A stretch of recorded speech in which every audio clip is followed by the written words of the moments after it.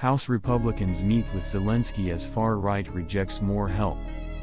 A minority of Republicans in Congress met with Ukrainian President Volodymyr Zelensky on Tuesday to continue their support for the United States, even as far-right members of the party vowed to block future aid to troubled countries. Sent a signal. The newly appointed chairman of the House Foreign Relations Committee said he had a small group to meet with Zelensky for the first time since the civil war began a year ago, and since Republicans won a majority in the House in November. Headed the delegation to Kiev. Speaker Mike McCaul and his 4 other Republican lawmakers said they had had extensive discussions about what the Ukrainian military needs to do to stem a Russian aggression. Zelensky provided them with a list of weapons, including long-range artillery and air-to-ground missile systems. The meeting came a day after President Joe Biden made an unannounced trip to Kiev to reaffirm U.S. support for Ukraine as the war entered its second year. Biden has been trying to unite his allies in his support for Ukraine as the war is expected to escalate with spring attacks. The biggest hurdle for the president is Republicans in the House. McCaul's visit on Tuesday is the latest in a series of efforts by Texas Republicans to argue with his party why the United States must continue to spend billions of dollars on the war effort. I've seen over and over again that the majority of Republicans and Democrats support aid to Ukraine. But the Biden administration needs to develop a long-term strategy, McCaul said in a statement.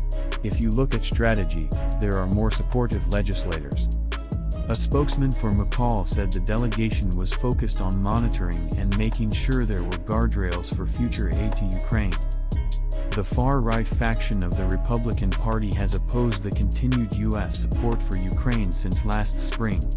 That campaign intensified this month when a group of 11 House Republicans, led by Florida Representative Matt Gaetz, introduced the Ukraine Fatigue Resolution. The U.S. declared that it must end military and financial aid to Ukraine and urged the fighters to reach a peace deal.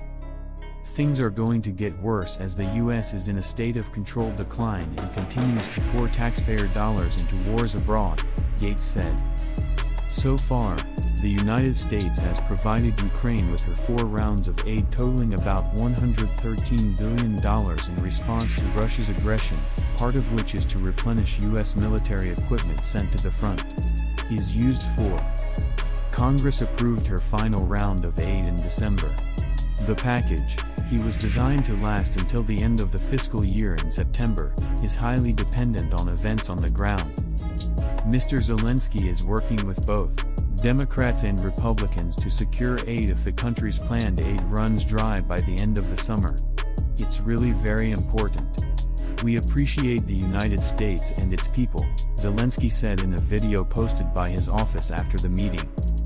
In a comment posted on social media later, Zelensky added, "I thank the members of Congress in the United States for supporting Ukraine and for understanding the importance of increasing aid to defeat the aggressor."